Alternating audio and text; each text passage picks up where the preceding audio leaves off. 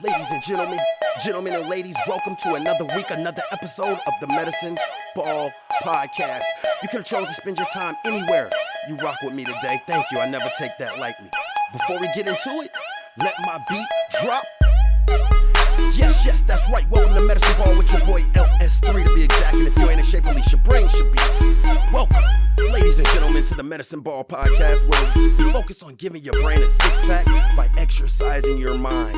Now, exercising your mind means that you actively think about and deal with all situations by first seeking to do anything other than what you are normally programmed and or comfortable in doing. Now, if you're someone who struggles and wants to get better at thinking about things beforehand, as opposed to reacting in ways that require less effort, well, just like anything you want to get better at, it does require training, practice, and work. Now, I'm well aware that thinking about things beforehand as opposed to responding off instinct does require effort. And who doesn't prefer things that are easy? Well, the first step, my friends, can be very easy, and that's to begin to look at all things from an unbiased point of view, which in itself will increase your curiosity in life. Now, exercising your mind won't give you all the answers. You will, however, begin to look at things with more peace, understanding, and patience, while simultaneously equipping yourself with more tools and strategies to help you effectively deal with this thing called life. Now, before we go any further, I'm no doctor, no psychiatrist, no psychologist. I have, however, been diagnosed with bipolar disorder level 1 for 16 years. And to be honest, I got to a point in my life where I was looking at the person I was becoming versus the person I wanted to be. And that, among other things, required me to look at my mental health responsibly.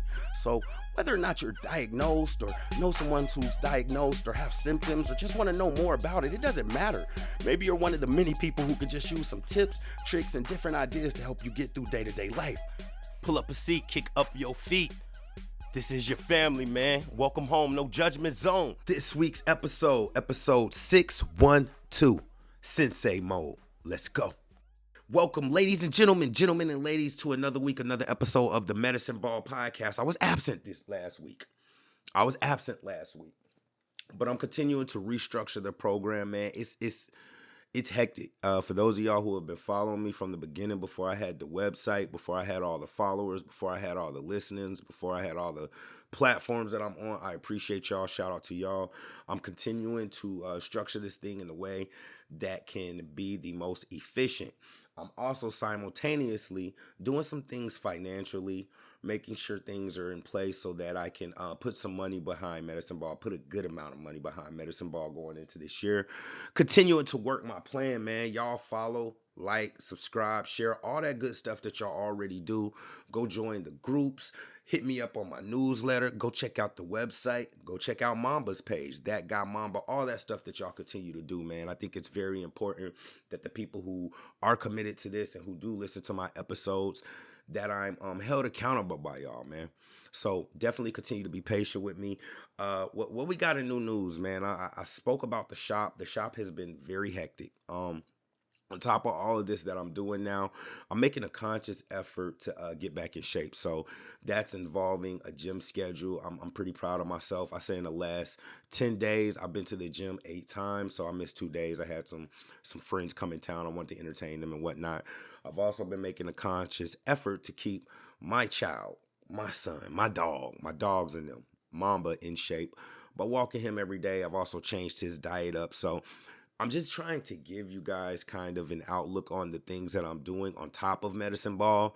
You know, when I was working remotely and stuck at a desk for a majority, and I don't even want to say stuck at a desk, right? Because I love what I did. I love my team. You know, it was about the people. But when you're used to sitting in front of a computer and a desk all day and not doing too much physical activity outside of you working out or whatnot, it makes it easier to do the things that require you to be in front of a computer, man. It's very tedious to make sure that your business and your LLC is incorporated and that you're putting money into your business account every month and that you're, creating merchandise, you know what I'm saying, to make sure that you're catering to the audiences on the platforms that actually follow you. And then sometimes it's a lot of stagnant. My growth from about 3,000 to 8,000 followers was just like, it was a grind. You know what I mean? My growth from 1,000 listens to well over 20, 30,000 listens. That it's been a grind, bro. So never give up. And as you guys also know, Uh, I think it's important that I, speak to suicide awareness, suicide prevention, and if you know anyone, or if you're someone who is having invasive thoughts or thinking about harming yourself or doing harm to others, man, let me say a couple of things, because I've been dealing with a couple of my friends currently who are still here going through things and making statements that are very triggering to me. Let me explain something to you. If you're a person who doesn't think anybody cares about you, or doesn't think anybody will be bothered if you leave here, right? Somebody's gonna be bothered. And it's probably gonna be more than one somebody. They're gonna feel hurt. And if they got love for you, they're gonna start blaming themselves. Ask me how I know. I'm going through it now. They're gonna blame themselves. They're gonna wonder what more they could have done to motivate you and to let you know that somebody cares about you. They're gonna wonder if maybe a conversation where they kept it real with you about some things was something that's triggered you and pushed you over the edge. They're gonna wonder that. I know deep down in my heart that my man Jackpot would not want me to be sitting here blaming myself and wondering what I could have continued to say to him, and wonder, he wouldn't want me second guessing something that he chose to do and taking that onto myself, right? So I know for me in these last couple of weeks, on top of the busyness and tedious of schedule and things I'm going on, I'm around a new set of people. You know what I mean? I have a new living situation. You know what I'm saying? It's a culture shock to me. A lot of things that are going on with the crabbing industry, and I ain't even about to get into that. We're gonna say that for next episode, right? But I know he wouldn't want me kicking myself while about what happened to him. You know what I mean? And this is a guy who had a daughter who just turned 3. This is a guy who had a family. He had siblings and things of that nature. And I like to think that if he could sit down and talk to somebody about it and do it again, he would have worked his way through that situation. But nevertheless, I want to give you all a phone number, man. 1-800-273-8255, man. If you know anybody who might need that, don't try to be Superman. You know what I'm saying? Give that to them. And I'm reading a lot of books about why people commit suicide. Well, I'm not gonna say a lot of books. My friend got me a book um, about why people commit suicide. That, in conjunction with information and independent research I'm doing myself, I'm slowly starting to realize that just like there's certain factors and certain situations that go into people who commit suicide, why they do it. It's things that lead up to it that might not always be apparent to somebody who's even a close friend. You know what I mean? I also have learned that men, for various reasons, are way more likely and capable of committing. I'm not just throwing this out here, right? I did some research. Way more likely and capable of committing suicide than women, due to the aggression in men's lives, the access to weapons and things of that nature. So, I can't continue to kick myself for that. But as I get into this episode 611, Sensei Mode, man. Sensei Mode was a term that me and Jackpot used to say, but I want to pause for a second. So when I was growing up, man, I had my phases. My brother and I have our phases of like what things we wanted to be and things we thought we were. For example, there is actually, even as I say this, I keep remembering, shout out to my parents, bro. There is a picture of me for Black History Month when I was like 4 years old. And I'm so upset I can't remember the name of the golfer, because it wasn't Tiger Woods, because this was like 1980 something. But it was a black golfer. And I have pictures of me holding a plastic golf club and in a little golf outfit. You know what I'm saying? I have pictures of me, or my brother being a cowboy, as in cowboys and Indians, and he was deep into it. He used to have the chaps on and walk around with the boots, cowboy hat. My man, you couldn't tell my man he wasn't a cowboy. But one of the things that I really got into and thought that I was specifically was a ninja. Was a ninja. Now, one thing about me is I have my weird tendencies and my geek outs. You know what I'm saying? I can't really never call nobody a nerd or nothing like that, because as I mentioned to you guys, I had a magician stage. I still got magic tricks and stuff, but my ninja stage was very, very unique. Now, I know exactly where it came from, and I know how it morphed. So around this time, they had the original Teenage Mutant Ninja Turtle movie where these guys were like, I ain't even seen the new movie. I guess it would be like up to date and able to keep up with the graphics and everything. But I remember with this movie, man, it was some guys walking around in a turtle suit, and they had all of these electronics guys. It was like 3 or 4 guys just to control the facial reactions of the guy in the turtle suit. And my favorite Ninja Turtle was Raphael. And from the Teenage Mutant Ninja Turtles, it started out. I remember this. I remember this vividly. It started out where they had this little mask that you could kind of like tie around your face, right? And it had the holes in the eyes, but then beneath the mask part, like kind of sewn in, was this thing that looked like a turtle snout, right? So you could put that on, and then they had this little turtle thing you could strap to your back, and you could put. I had all the Ninja Turtle stuff, and there's videos of me when I was younger, just running around saying "cowabunga, dude," just all kind of crazy stuff. Now, from that, it morphed, right? Because if you're a Ninja Turtle, you start collecting things and learning about things that have to do with the arts or ninjas, right? So whether it be a katana or me, I like Raphael, so it was a Sai, you know what I'm saying? Then you get into ninja stars and throwing stars, and from all of that, it kind of morphed into let me take karate lessons, right? So from that point, I took Tang Soo Do, and I believe I'm to this day I'm like an orange belt in Tang Soo Do. I have trophies from tournaments where we had to practice forms and spar with kids from different dojos. I got first and second place trophies, so I took it very seriously. And the discipline that was instilled to me from my sensei at that moment about just doing your best, focusing, and not using your karate or whatever your art is to harm people, and took it very serious about, avoiding situations. I remember he used to preach that. He used to preach that like, yo, you don't go looking for a fight. You know what I'm saying? He used to preach all of this. But I remember him having all of that. And I specifically remember getting into my ninja bag to the point where, being a little kid playing around or something like that, if we were fake wrestling, I would call myself getting focused and concentrating and maybe bowing and getting into a fighting stance and just taking the discipline real serious. From there it kind of went into you know my love for fighting movies. So y'all might not remember these movies. I'm probably about to age myself right now. There was a movie called, and it was a couple of movies called The Best of the Best.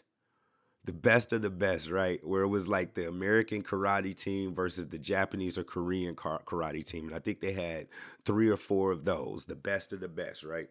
Then they had another movie because my dad was real big on army movies, but he would mix in a couple of the karate movies too, that he would show me. So there was a movie called, and I think Dolph Lundgren was in it. This might have been my first introduction to Dolph Lundgren, but the movie was called No Surrender, No Retreat. Then from there, I went into, you know what I'm saying, American Ninja. You know what I'm saying? From there, I went into, I know y'all know this one, Three Ninjas, right? Y'all ain't gonna tell me y'all remember Three Ninjas. Then I went into Three Ninjas Kick Back, right? So this artwork, and then from there, I could keep going. Let's keep going. Then I went from there into getting into the anime. And this is when I was younger, where, you know what I'm saying? Let me let the kids know about something. You couldn't just watch all the episodes, everything at once when I was coming up, right? You would have to make sure you was there every day at a specific time. And Dragon Ball Z used to show 2 episodes back to back, and it the way that the show progressed, it was crazy. If you miss 1 or 2 days, you ain't gonna know what happened. Somebody gonna be Super Saiyan. Somebody been done dead. Cell had to regenerate a limb. Piccolo had to do a blast and lost his arm. It's crazy. If you know, you know. For all my nerds out there. So I always kept this idea of like the ninja and a samurai, and because it goes beyond that, man, I could just really get on this for days. Into my father got me into initially the kung fu movies, but then I had a friend, shout out to my man Kenneth Jilks, right, in high school, who was a black guy, but he was real into he studied, I don't know what he studied or what he took. Maybe it was taekwondo or something, but he was real into the arts. And I remember him early on in high school kind of being like a nerdy guy, but wouldn't nobody mess with him. I remember one time we was at the lunch table, and somebody was just picking at him or something. I don't know what it was, man. I think he had some leather gloves on that day, and somebody was picking on him. This man got up so fast and just whop whop whop whop whop. You know what I'm saying? So it's like, even though he was kind of nerdy and awkward after that, ain't nobody mess with him. Um, I can go on for days about how, you know, this whole thing of honor and being a ninja and being a samurai and being like a sensei master has played into my life. And there's been many times mentally that I've had to go into this, because what this sensei mode is a mode of focus, right? It's a mode of like regathering yourself. So fast forward, you know what I mean? It's always been playing along in my life. When I started having my meetings and my accountability conversations and just bouncing ideas off of my man Jackpot, and I don't want to get too deep in this because I don't want to freak anybody out, but just like spirituality is real, bro. I'm just gonna tell you what I know. This is not a this is I'm not saying this to tell y'all to debate me. You know what I mean? Hopefully, if you listening to this show, you respect the opinions of others and are able to look at things from an unbiased point of view. But spirituality is real. And the more you know, the more you know. You know what I'm saying? I give y'all an example. All of this stuff with like the Marvel movies, and I remember they had a movies called The Eternals come out not long ago. You know what I'm saying? A lot of the things that are being put in front of our face, especially if you're a Christian, and I'm a Christian believer, right? These things are happening around us. And even in the Bible, it talks about us being in this war that is not against human beings, and that there is this war going on in the heavens. And a lot of the things that people question about religion in the Bible when it comes to gods and how many gods there actually were, and what about this Greek god and all of this kind of stuff, bro. Me as a believer, I tell people the same thing every time. That stuff is all real, and I truly believe it. Whether it be witchcraft, whether it be messing with magic, whether it be tarot cards, whether it be Reiki healing, whether it be playing with your chakra, whether it be trying to learn different languages, and all of this stuff is real. And it's a slippery slope, because I'm trying to get this point across without preaching to y'all, right? And it's like, just because you ignorant of something doesn't make you exempt from it. You feel what I'm saying? I had a young lady who I was talking to recently who was just talking about a relationship she's been in for like 9 years, off and on. And as I'm talking to her, because she says it's not the best, she's not happy. As I'm talking to her, I had to eventually just keep it real with her about stuff. I was like, bro, truth of the matter is you had unprotected sex with somebody. You let somebody's energy and spirituality into your body, and you told me that this person is a dark person. When you do things like that, God don't never really punish you, but he's a just God. So there are consequences to our actions. And when we stray and we do things that are going against his will, he don't necessarily punish us, but he let us deal with the consequences, right? So all of that to say, as me and my man Jackpot is talking, we're realizing that there is a fight going on here, and there's only two sides, and it's not up for debate. You either good or you bad, period. All this stuff in between is really a way to try to distract and confuse people. But at the bottom day, are you a good human or are you a bad human? I take it to Wizard of Oz. That was one of my mom's favorite movies. Are you a good witch or are you a bad witch? And I don't even want to use witch. Are you good or bad? What you fighting for? What do you believe in? What kind of human being are you? Right? So when we're out here in the world, especially if we coming from a religious aspect or a righteous aspect, or if we understand what's going on and we're reaching out trying to touch people and live our life in a certain way and show people through example and put ourselves out there, you know, because me specifically, I don't consider myself, I can get preachy, but I'm more of an individual who my principles and the way that I live and how I deal with situations is what I'm using to exude the Christ in me. You see what I'm saying? So all of that to say is it's not realistic, especially if you're a believer, to not think that there aren't spiritual attacks going on. Right? That as you try to do things in a certain way, the devil don't just chill, bro. He doesn't chill because you want to call a timeout or because you don't want to go at it no more. Furthermore, he's more powerful than anything we've ever dealt with. Like, it'd be crazy to me that people really think they themselves can take on the devil. And they might not necessarily say that, but they may be going through something that's above them, or where they need to pray a little bit more or fast or call on God or drop to their knees. And they just tell me, I'm going to figure it out. So you going to go against the devil.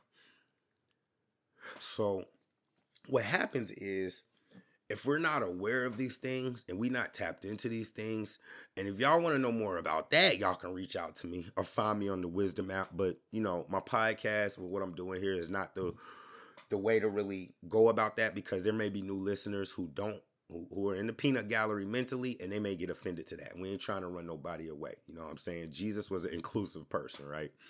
Um, the thing is if you're not aware of that, what's gonna happen is you're gonna be out here trying to save money or trying to work on your patience or trying to get up and have a positive attitude in life or trying to start a new habit or pattern that's going to be good for you. I just told you I was working out. And what happens is the devil is so manipulative and sneaky. He don't attack you as an enemy, bro. He appears and shows up in ways in your life that you're comfortable with. And this in itself is a loaded conversation that I'm not going to get too deep into. But, you know, the best strategy is to act like you don't exist. You know what I'm saying? So what happens is we're doing all of this stuff. The devil can kind of lull us to sleep. And what happens is bad things start happening. You know what I'm saying? You pull an ankle while you working out. You know what I'm saying? You got an expense that's going to take a large amount of your emergency fund. You know what I mean? You got a significant other who just switched up or you feel switched up on you. You know what I mean? It might be more tedious at your job even though you putting out more work. You might have more tedious stuff to do at your home even though you're going about things in a patient way. It's going to be things that start happening to you. And what happens most times at this point is people just throw their hands up. They don't stop and think about the thing that I just said, which is why for me, when I counsel and mentor people, bro, it's important that you looking into, so what do you believe in, bro? Even if you Muslim, are you looking at your Quran every day? You feel what I'm saying? Like, what do you believe in? And if you don't, I told somebody yesterday, I can't even, if I go too far into my day without praying or looking at the verse of the day, my vibe, my sensitivity is off. My energy is off. Something's not right. I feel susceptible to the attacks of the enemy. So what happens is when all this stuff happens to us, we go into a panic. We start blaming other people. We start looking at things that other people have done. We totally throw accountability out of the window. We totally give our willpower up as far as things that we can actually control and do something about it. And it just is a slippery slope. And me becoming more mature and dealing with people and being more aware of people's energies, you know what I'm saying? Like I give y'all another example. Young guy who owns the shop that I'm at, right? This dude got a lot of growing to do. He has a lot of growing to do. And I ain't gonna get too much into it because I don't want to mess up his business, but he has to be careful with some of the words he uses in certain situations. You feel me? Probably not a cool situation to be rapping a song with a black guy in the car and you're a white guy. And you say something like, yo, I can't even say it because you're around. Like that ain't the kind of stuff you say, right? However, we should forgive others and offer grace to others, not because they deserve it, but because God offered us that kind of grace and he gave his son for us. He forgave us. There's a bunch of stories in the Bible. I'm going to give y'all one real quick because I know y'all have heard it, about the guy who owed the king a lot of money, a huge debt. And I guess, and the way to describe it was back in those days, it was more than he could pay off in a lifetime, right? And the king forgave him of the debt. And then this guy goes out into the world, and here comes another guy who owes him a minuscule debt. And he had that guy thrown into jail over that minuscule debt. The king heard about this and got so infuriated, he released the other guy and threw this guy in jail for his debt. Now, some people read the Bible and they just don't get it. You know what I'm saying? But the Bible also says this: he who has ears, let him hear. Hopefully y'all get the point of that story. The grace and the mercy that we offer others, especially if he's a believer. And I know most people listening right now, do y'all say some kind of prayer before y'all eat y'all dinner? When the cops pull you over, you start saying a prayer. God, please. Da, da, da. When you're in a tight situation, you start saying a prayer. So I'm talking to y'all, whether you believe you're religious or not. You being selectively religious when you need something, but that's another story, right? But all of that to say, I'm offering him a lot of grace right now. He's 22. He just broke up with his first girlfriend, and my man's is sick about it. And to me at my age and what I've been through, it is a little funny, but I'm able to take myself out of my situation and put myself in his situation and realize it's probably the end of the world for him right now. So right now may not be the best time to go in there and shake things up in the shop. I'm just using that as an example because people ask me, they're like, I think I spoke about this on a previous episode. People tend to forget that I am diagnosed bipolar, right? And I don't get that pass no more because I've shown the capacity to be able to, whatever others think controlling it is. I don't think it's a controlling it, but I think it's, I try to set myself up for success. I consistently at this point in my life don't put myself in situations to where, through the grace of God, I ain't gonna just crack and flip out and just be distraught, right? We need to understand that most of the time, and my listeners, a majority of us are believers, when we're trying to do things the proper way, there is going to be some adversity, not from just humans, but from the devil.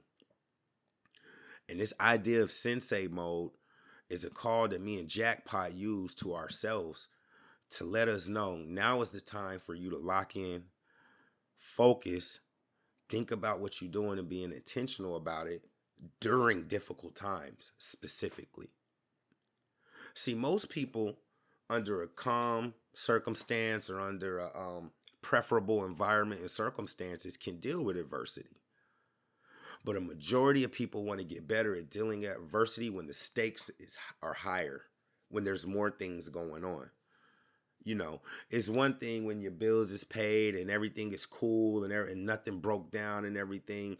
To have somebody come at you in a certain type of way, you're going to be more successful in handling that in an amicable, righteous way because the conditions are preferable, right? But what do you do when you got a late bill or there's something that you miss, or Bank of America took one payment out before they took the other one and you wasn't doing your budget, so you spent some extra money and now you're in the negative? Or that person you thought was your ride or die suddenly says they don't want to be in a relationship no more. Or you in a situation where the people you working for may not have the same beliefs and may feel some way about your kind of people, but you got certain responsibilities and things you got to handle. See, in these situations, people have a tendency to make things worse. Why? Because it's easier. It's easier to just say F it and throw your arms up and start talking trash and stand on your shield and stand on business, which I hate.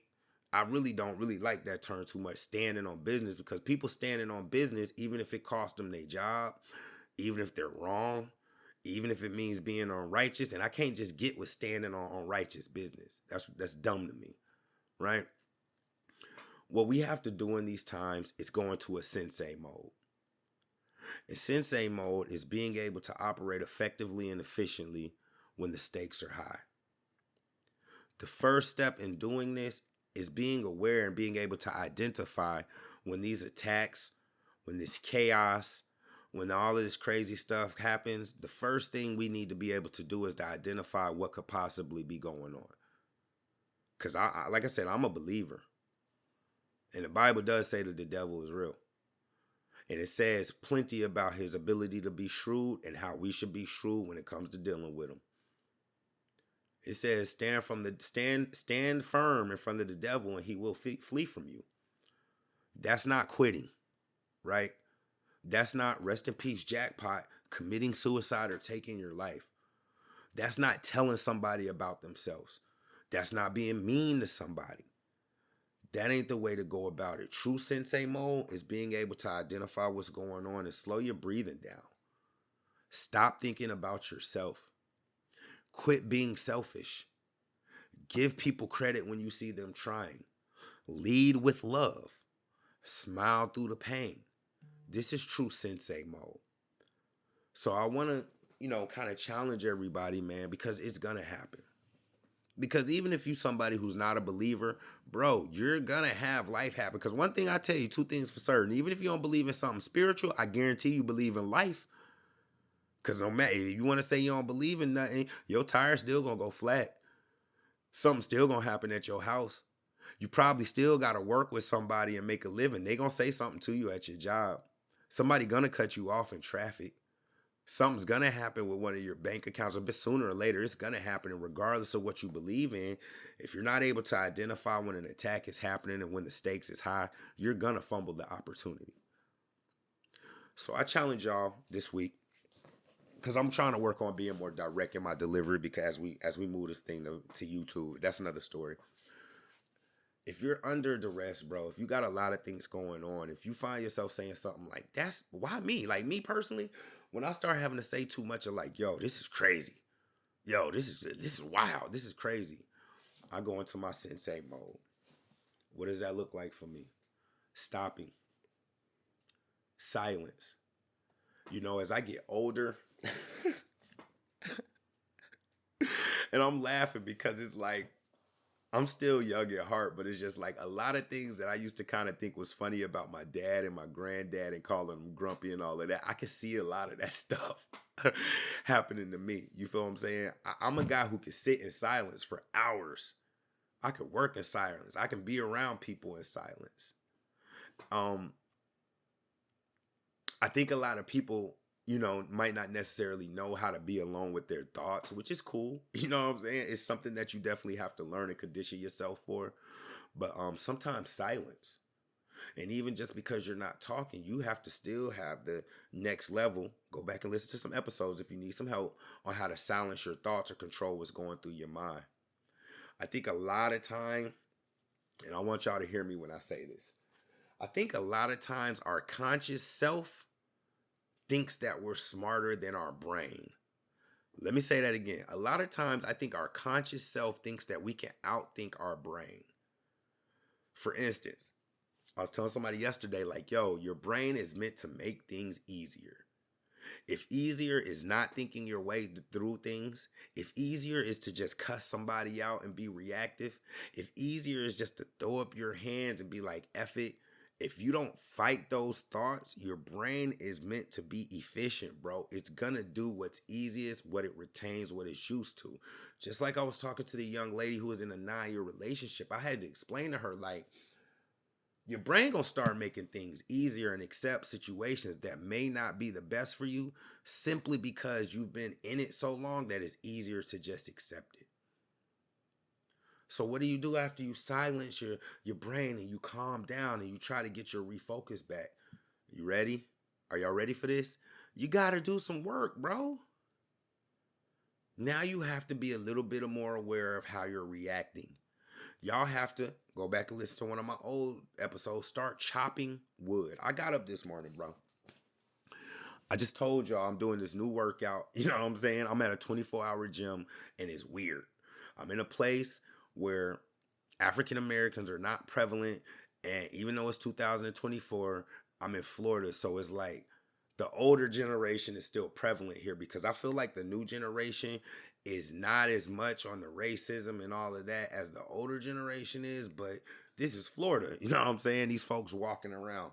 All of that to say, I have to be aware and think my way through situations. I have to think before I respond. I have to think about some of the designs and stuff on my shirt that I wear. I got to be like, yo, where we going tonight? Cool. I might can't wear this shirt. You know what I'm saying? I have to carry myself in a certain way. Now, I know it's easiest for people to be, I had one person I was talking to, oh, I ain't changing for nobody. Cool. Get smoked. Get obliterated. Going down thinking you're going to make everything around you bend to your will. That ain't a smart way to go about it. You have to actually think your way through these things and start doing the work. Here's the other thing. Sensei mode requires patience. It requires patience. So there is work in the being. You don't just go into this hum and this state of enlightenment and calmness and peace. Nah, bro. You have to stop your breathing. You know what I'm saying? You might have to get out a pen and a piece of paper and write some things down. You have to have somebody else to bounce stuff off of, right? Because if you don't, your brain gonna get into this thing of thinking that you know how to handle every situation. That's not realistic. So calming yourself down, you know what I'm saying? Here are the steps. Realizing what's going on. There's an attack. There's hecticness. There's chaos right now. Calming yourself down and controlling, you know what I'm saying, your thoughts, what you're thinking about. Doing the work. Doing the work. And last but not least, you got to follow through. And I mentioned this in a previous episode about golf, about how, like, when I first started playing golf, I wasn't following through with my swing, and it was way harder for me to play. You know, and I'm an athlete. I played basketball, baseball, basketball, and football. And to be honest, baseball was probably my best sport. And it can be challenging when you're used to swinging a bat and without the proper mindset and understanding to go out there and swing a club. Man, I used to go to the driving range and just messing my wrist up, my wrist all swollen and everything. And I had to realize, bro, you're not following through. And all a follow through is it's synonymous with the word commitment, bro. You have to commit to what you do. You know what I'm saying? You gotta go all the way through with it and see it through. That's one thing my man Jackpot used to say. Rest in peace. See it through. See it through. And if you fail, that's cool. You gotta still have the right mindset. I think we talked about this on a previous episode, to where you can still get the information out of it so that it's advantageous to you in the future. So this is season 6, episode 11, Sensei Mode. I need all of us right now, before we get up out of here. Take a deep breath. When we taking these breaths, man, you need to be breathing through your nostrils, right? It's scientific. You get more air into your lungs when you're breathing through your nostrils. Don't get into that. Take a deep breath. One thing that I like to do, and this works, it's been proven by like Navy SEALs, is when you take that deep breath, when it feels full, take another deep breath, like to get the last of the air, and then let it out slow. Think about the things that are going on in your life right now. And if they're chaotic, I definitely want you to think about what's going on in your life. Are you blaming others? That's not sensei-ish. Are you making excuses? That's not sensei-ish. Are you lacking accountability? That ain't sensei-ish. Sensei is realizing what situation you in and remaining calm, focused, efficient, and effective, regardless of the things that are going on around you. Go into this week, man. Show yourself more empathy. Show somebody else empathy, but show yourself more empathy first. It's life. Life is full with challenges and adversities. Think about what your reason for living would be if everything was a cakewalk. Just think about that. When you think about it, you woke up, you had as much money in your bank account as you need to be happy. It's only a matter of time before you go out and go skydiving, buy that yacht, go do whatever you want to do. You know what I'm saying? What's your purpose going to be? What reason are you going to have to get up and continue going if everything is perfect in your life? If you got kids, your kids don't need you. They don't need you to cook for them. They don't need you to pick them up from school. Nothing. They don't need no advice from you. Nobody bothers you. It seems perfect on the surface level, but it eliminates one of the things that's biggest in life, and that's purpose. So I challenge y'all this week, man. Get your sensei mode on. Sensei is about discipline. It's about control. It's about being effective and intentional in how you moving and how you operating. Sensei mode is not losing your cool, complaining about something, being mean to somebody, blaming everybody else. That's not sensei mode. So rest in peace to my man Gamble. Y'all stay up. Keep pushing through. Keep control of yourself, man. All these challenges are just opportunities in the batting cage. This is batting practice so you can get better at this thing we call life. Yo, y'all like, subscribe, share, follow, continue to listen, continue to support. The tag is Medicine Ball LS3 on Facebook, Instagram, TikTok, Snapchat. All of your social medias is there. I love y'all. Appreciate y'all. Until next week, y'all stay up. Yeah.